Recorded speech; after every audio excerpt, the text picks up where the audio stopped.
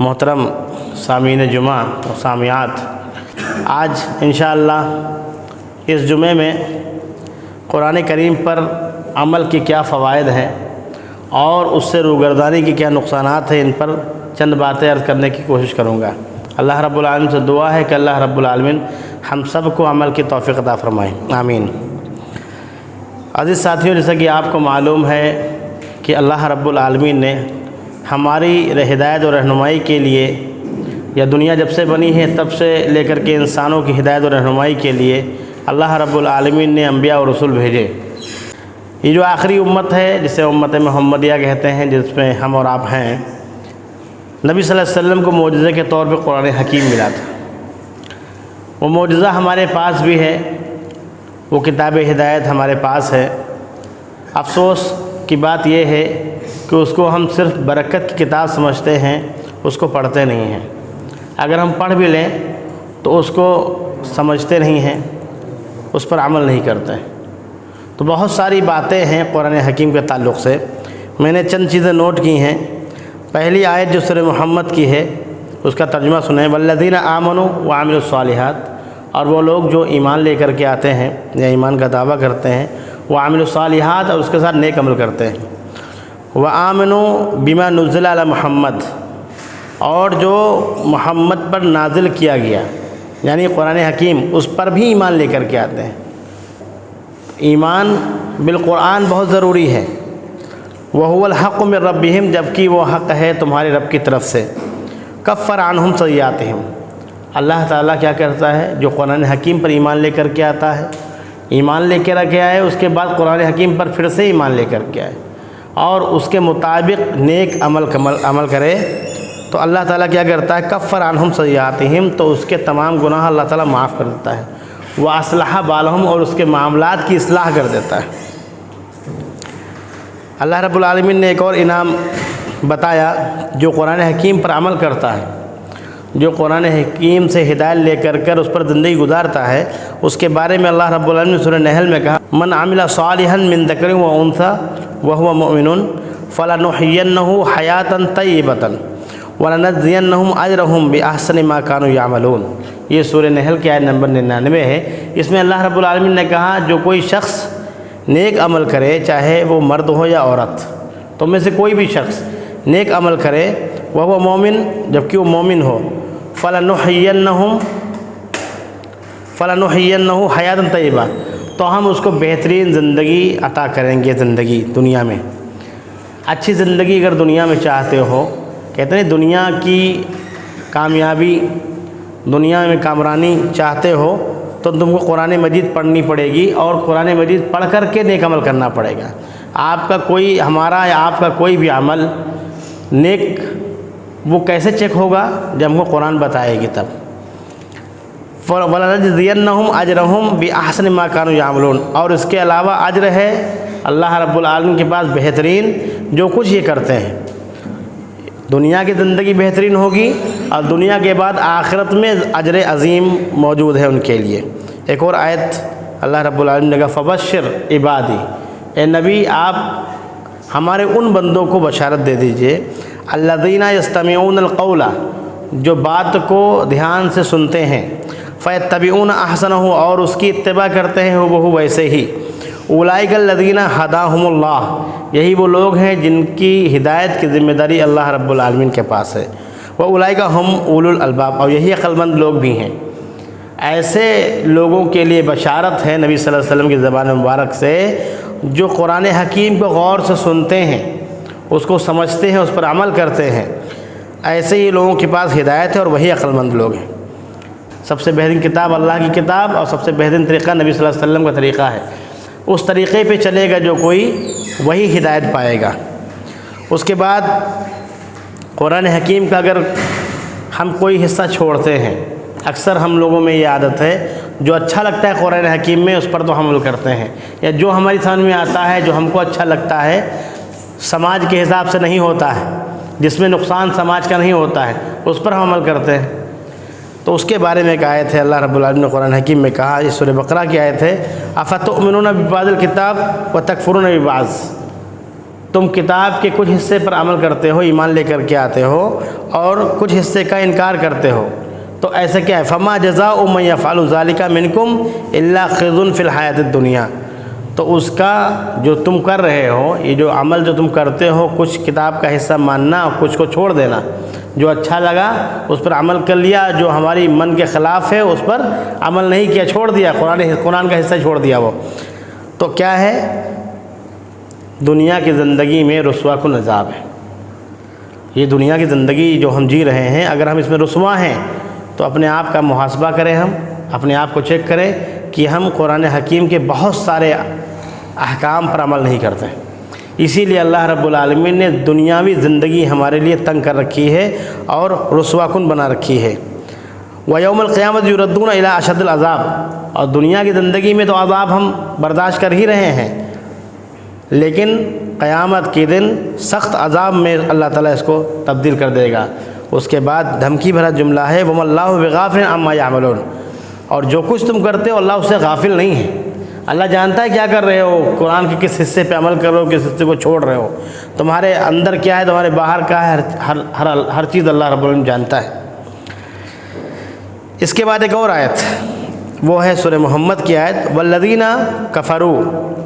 یہاں پر جب بھی ہم قرآن کریم کی آیت پڑھتے ہیں تو جب وَالَّذِينَ آمَنُوا کی بات آتی ہے تو ایسا لگتا ہے کہ وہ ہم سے خطاب ہو رہا ہے، اور جب وَالَّذِينَ كَفَرُوا ہے تو ایسا لگتا ہے کہ کافروں سے بات ہو رہی ہے۔ کافروں سے بات نہیں ہو رہی ہے، لیکن قرآن کا جو انکار کرنے والا اس سے بات ہو رہی ہے۔ وَالَّذِينَ كَفَرُوا فَتَعْسَلْ لَهُمْ وَأَضَلَّ أَعْمَالُهُمْ، اور جو لوگ انکار کرتے ہیں قرآن حکیم کی آیتوں کا، قرآن حکیم کے احکام کا، فَتَعْسَلْ لَهُمْ، تو اللہ تعالیٰ ایسے لوگوں کے لیے ہلاکت کر دیتا ہے۔ وَأَضَلَّ أَعْمَالُهُمْ، اور جتنے بھی اعمال تمہارے ہیں سب ضائع کر دے گا اللہ تعالیٰ۔ ذَلِكَ بِأَنَّهُمْ، کیوں؟ کَرِهُوا مَا أَنزَلَ اللَّهُ، کیوں؟ اس لیے صرف جو اللہ نے اتارا ہے، قرآن حکیم جو اتاری ہے اس کو تم ناپسند کرو۔ فَأَحْبَطَ أَعْمَالُهُمْ، تمہارے اعمال ضائع ہو جائیں گے، تمام کے تمام اعمال ضائع ہو جائیں گے اگر ہم قرآن حکیم کے ایک بھی حکم کو پسند نہیں کرتے ہیں تو۔ جو اللہ تعالیٰ کی آیات نازل کردہ آیات ہیں، اگر ان کے مطابق ہم عمل نہ کریں تو الگ سزا ہے، لیکن اگر ہم صرف پسند نہ کریں کہ یہ جو اللہ کی آیات ہیں یا اللہ کا حکم ہے یہ ہماری سمجھ میں نہیں آ رہا، مجھے یہ چیز پسند نہیں ہے، تو ایسے لوگوں کے لیے عذاب ہے، اور عذاب میں ہم مبتلا ہیں۔ عذاب سے بچنے کا طریقہ یہی ہے کہ قرآن حکیم سے ہم اپنے حصے کی ہدایت لیں اور شروع کریں اس کو پڑھنا۔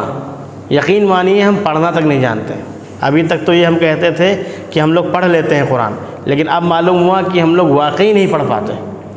تجوید کے ساتھ نہ پڑھنا سمجھ لیجئے پڑھائی نہیں ہو رہی ہے۔ تجوید کے ساتھ پڑھیں، اس کے معنی مفہوم پر غور کریں، یہ ہمارا سب سے پہلا کام ہے، ورنہ ہم عمل کرتے رہیں گے بغیر کچھ سمجھے، بغیر کچھ جانے، اللہ کی آیات کو بغیر پڑھے ہوئے عمل کریں گے تو نہ جانے کس راہ پہ نکل جائیں گے۔ تو سب سے پہلا کام تو ہے قرآن حکیم کو پڑھنا۔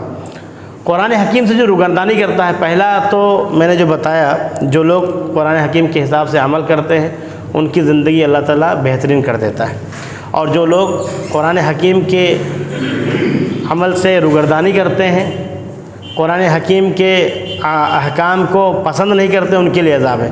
جو لوگ روگردانی کرتے ہیں، مانتے ہی نہیں ہیں، ان کے لیے ایک اور آیت ہے جو سورہ طٰہٰ کی آیت ہے جو میں نے خطبے کے بعد پڑھی تھی، وَمَنْ أَعْرَضَ عَنْ ذِكْرِي، اور جو میرے ذکر سے اعراض کرے گا۔ ذکر سے مراد یہاں قرآن حکیم ہے، اللہ رب العالمین کے ذکر سے جو اعراض کرے گا، فَإِنَّ لَهُ مَعِيشَةً ضَنْكًا، تو ہم اس کے لیے اس کی زندگی تنگ کر دیں گے۔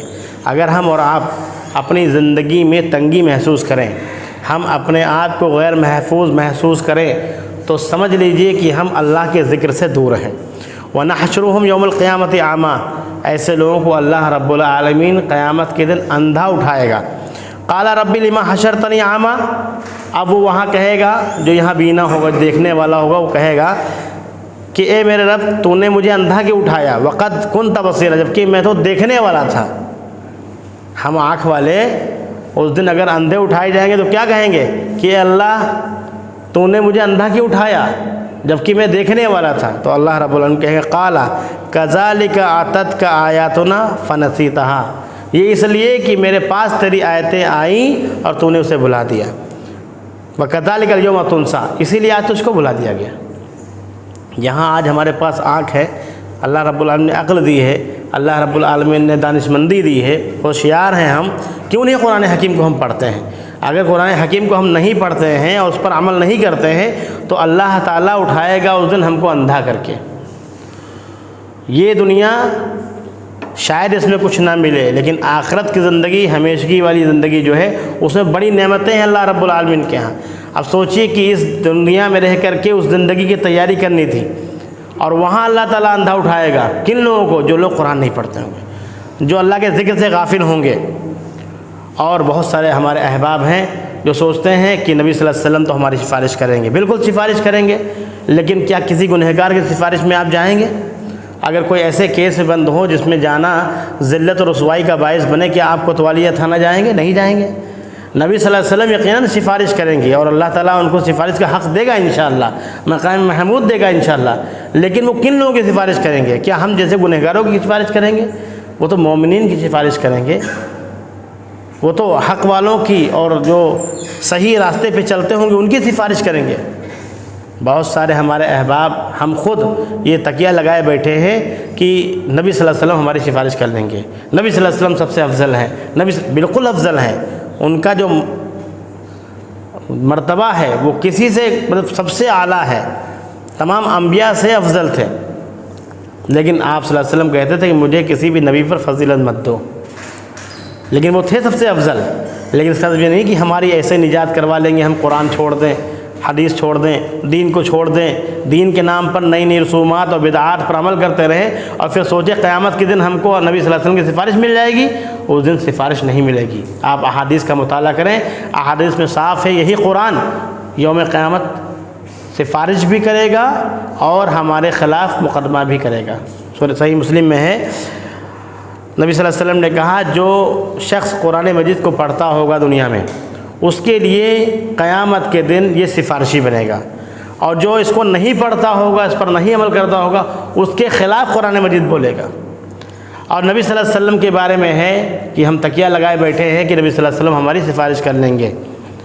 نبی صلی اللہ علیہ وسلم کے بارے میں سورہ فرقان میں اللہ رب العالمین نے کہا وقال رسول، اور رسول اس دن کہیں گے یا ربی ان قوم اتخذوا ھذا القرآن مہجورا، یہی وہ قوم ہے جس نے قرآن کو مہجور کر رکھا تھا، چھوڑ رکھا تھا۔ چھوڑنے کا مطلب کیا ہوتا ہے؟ چھوڑنے کا مطلب بڑا وسیع ہے، ایک تو اس کو نہ پڑھنا یہ بھی چھوڑنے میں ہے، اگر کہیں پڑھا جا رہا ہے اور ہم شور مچا رہے ہیں یہ بھی چھوڑنے میں ہے، ہمارے گھروں میں قرآن رکھا ہوا ہے لیکن ہم اس کو روز نہیں پڑھتے ہیں یہ بھی چھوڑنے میں ہے، اور صرف پڑھتے ہیں یہ بھی چھوڑنے میں ہے، اور پڑھ کر کے سمجھ لیتے ہیں یہ بھی چھوڑنے میں ہے اگر عمل نہیں کرتے ہیں تو۔ یہ تمام مفہوم چھوڑنے میں آتے ہیں، اور یہی قرآن سفارشی بنے گا اگر اس کو ہم روزانہ پڑھتے ہیں۔ یہاں تک کہ سورہ بقرہ، سورہ آل عمران کے بارے میں کہا جائے گا کہ یہ دونوں صورتیں سفارش کریں گی، لیکن کس کی سفارش کریں گے؟ جس نے قرآن کبھی کھول کر کے نہیں دیکھا ہوگا۔ یہ کتاب ہدایت ہے، ہم ہدایت کا جو ہے ہم ہدایت کے لمبردار سمجھتے ہیں اپنے آپ کو، تو کیا ہم ہدایت ہم کو مل چکی ہے؟ کیا ہم نے تمام اعمال اپنے چیک کر لیے قرآن حکیم کے مطابق ہیں؟ نہیں چیک کیے ہیں، اس کو چیک کیجیے، قرآن حکیم کو پڑھیے۔ آپ کو پتہ ہے جب قبر کا معاملہ ہوگا، جب سوال کیے جائیں گے تو جب بندہ جواب نہیں دے پائے گا تو فرشتے کیا کہیں گے؟ فرشتے کہیں گے لا دریتا ولا تلیتا، لا دریتا ولا تلیتا۔ یہ صحیح بخاری کی روایت ہے، لمبی روایت ہے۔ کہیں گے کہ نہ اس نے کچھ سمجھا نہ ہی اس نے پڑھا، اگر قرآن اس نے پڑھا ہوتا تو جواب دے لیتا۔ قبر کے جو سوالات ہوں گے تین سوال کے جواب جو دے لے گا، اس سے چوتھا سوال ہوگا کہ تم نے کیسے یہ جان لیا کہ یہ سوال کے یہی جواب ہیں؟ تو وہ کہے گا قرأت کتاب اللہ، میں نے کتاب پڑھی، اس پر ایمان لایا، اس پر عمل کیا، اسی لیے مجھے جواب معلوم ہے۔ لیکن جو کوئی نہیں بتا پائے گا تو اس سے کیا کہیں گے فرشتے؟ لا دریتا ولا تلیتا، نہ کچھ سمجھا تو نے، اگر نہیں پڑھنا جانتا تھا تو کم سے کم اس محفل میں بیٹھتا جہاں درس قرآن ہو رہا تھا، قرآن کی تعلیمات کو سمجھ لیتا جا کر کے، نہ تو نے سمجھا نہ ہی تلاوت کی، نہ ہی پڑھا۔ پھر کیا ہوگا؟ ایک زور کا ہتھوڑا مارا جائے گا دونوں کانوں کے درمیان، اور کہتے ہیں وہ اس قدر چیخ ہوتی ہے کہ سوائے جنات و انسان کے باقی سب کو سنائی دیتا ہے، باقی سب کو سنائی دیتا ہے۔ صحیح بخاری کی روایت ہے یہ۔ تو قبر میں بھی وہی مرحلہ آئے گا۔ قرآن حکیم کو چھوڑ کر کے ہم کہاں جائیں گے؟ وہ کتاب ہدایت ہے، اسی کو پڑھ کر کے دنیا آگے جا رہی ہے، اور ہمارے گھروں میں وہ سجا ہوا ہے، اس کو ہم میت کے جب جان نہیں نکلتی ہے تو سورہ یاسین پڑھ کر کے نکلواتے ہیں اس کو۔ کوئی دکان کھولتا ہے تو قرآن خوانی کرواتا ہے۔ دلہن جب ودا ہوتی ہے تو اس کے نیچے سے دلہن کو نکالتے ہیں اور چومتے ہیں، چاٹتے ہیں، بس صرف کیا کرتے ہیں؟ پڑھتے ہیں۔ کتاب جو پڑھنے والی تھی اس کو صرف چاٹیں گے ہم، اگر چومیں گے ہم، تو کیا ہم کو ہدایت ملے گی؟ نہیں ملے گی ہدایت۔ نبی صلی اللہ علیہ وسلم کا معجزہ تھا، اور نبی صلی اللہ علیہ وسلم کے وقت میں بھی معجزہ تھا، آج بھی معجزہ ہے۔ لوگ آج بھی پڑھ کے نئے نئے انکشافات کر رہے ہیں اور اپنے ایمان کو مضبوط کر رہے ہیں، اور ہم ہیں کہ قرآن کو چھوڑے ہوئے ہیں۔ اللہ نہ کرے کہ قیامت کے دن ہمارا وہ معاملہ ہو کہ ہم بھی اندھے اٹھائے جائیں۔ اللہ تعالی ہم سب کی حفاظت فرمائے۔ آخر میں اللہ رب العالمین سے دعا ہے کہ اللہ رب العالمین ہم سب کو قرآن و حدیث پڑھنے والا، اس پر عمل کرنے والا بنائے۔ آمین۔ وآخر دعوانا الحمد للہ رب العالمین۔